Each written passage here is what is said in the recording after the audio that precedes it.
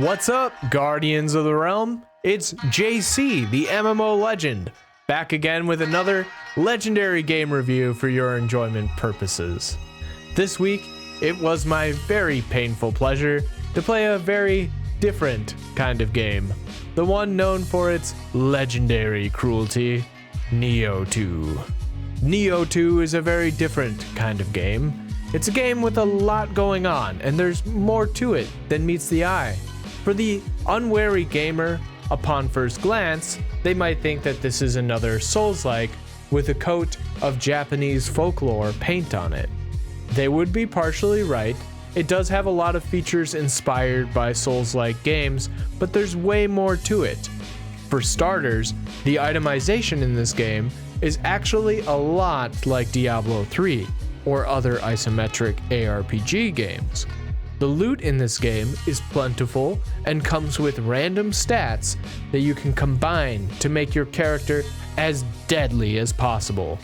The gear also has a handy item level number attached to it, so that you can use that as a loose guide for your ascendancy in this alternate historic Japanese timeline.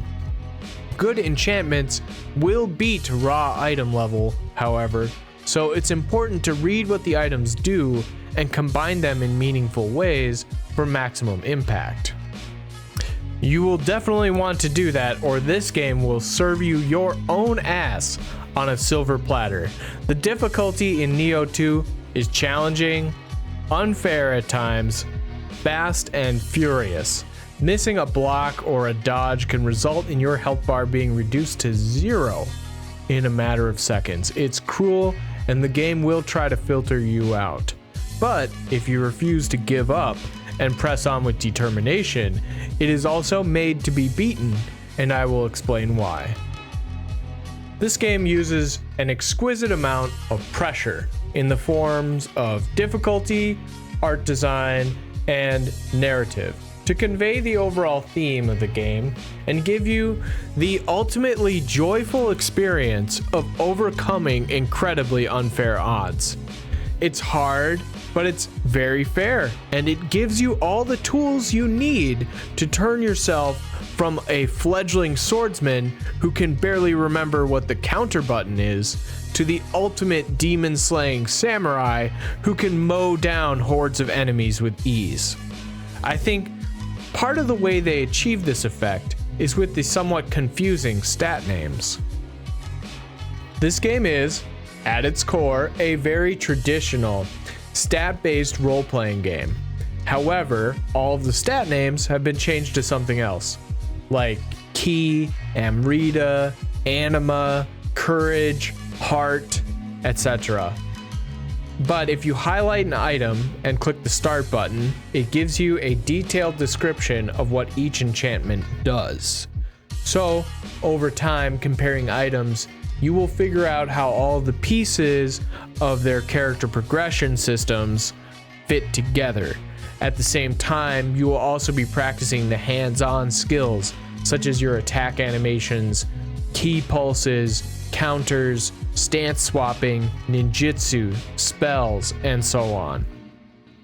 Then as you play more, you become more knowledgeable, while your hands are gaining muscle memory. These factors combine to create an amazing sense of overcoming what feels initially like an impossible pain simulator. And this is what I mean by the game uses pressure, because it really tries to intimidate the player as they are getting into it. Early on, it can feel almost like a survival horror game where every single battle has the potential to kill you. And it largely remains that way throughout the course of the game. If you get too overconfident, you might just get unlucky and die. But they want you to win, and you will win if you pay attention. The amount of checkpoints in the form of shortcuts, as well as the easy boss runbacks, and the fact that you auto pick up your money when you die in a boss room, just shows how badly they want you to win. It's true that some of the levels in this game are extremely cheesy, where you will be fighting in horrible situations, getting surprised by numerous enemies. Eventually, I was always on the lookout for ranged attack ambushes. This is meant to complement the theme of the game of overcoming the odds. Slowly but surely, through many deaths, you will beat every battle, no matter how impossible it may look sometimes. Once you learn the buttons and the systems, then you are unstoppable, which is how a game really should be.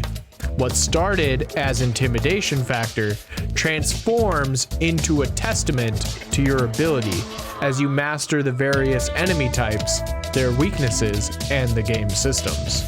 The story is pretty good and is a tale heavily influenced by Japanese history that uses many real-life historical figures but with a fantasy/alternate universe twist, as well as Shinto and Taoist themes such as the balance between good and evil, animist forest spirits such as the Kodama, and the tragic cost of unbridled ambition.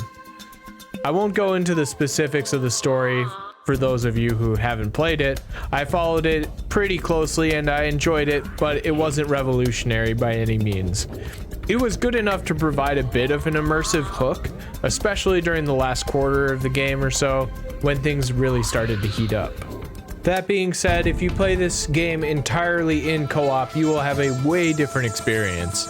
I played the first half in co-op and the second half solo, and playing solo really forces you to learn the game. However, playing co-op you can mostly just mow things down. This game's combat uses an interesting take on stamina systems called ki. When you reduce an opponent's ki bar, which is basically stamina because you use it for attacks, dodges, and blocking, to 0, then it opens them up for a grapple attack. These are flashy, cutscened attacks that deal massive damage and can turn the tide of a fight. A lot of the time in this game, if you can reduce an opponent's ki bar, that is just as effective of a strategy as doing lots of regular hit point damage.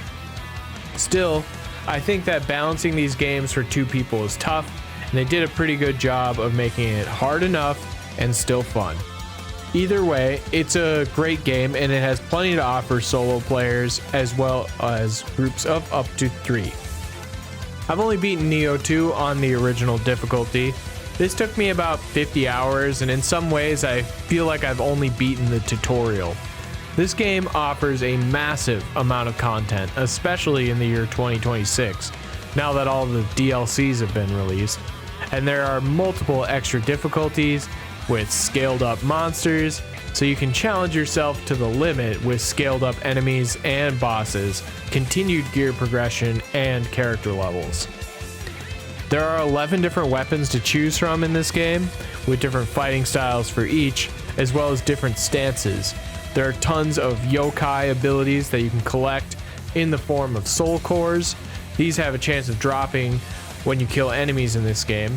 You can even get human soul cores, but they don't have any special abilities.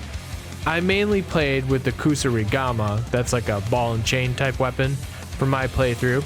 It has a nice mix of fast attacks with some long range abilities that you can use in a pinch.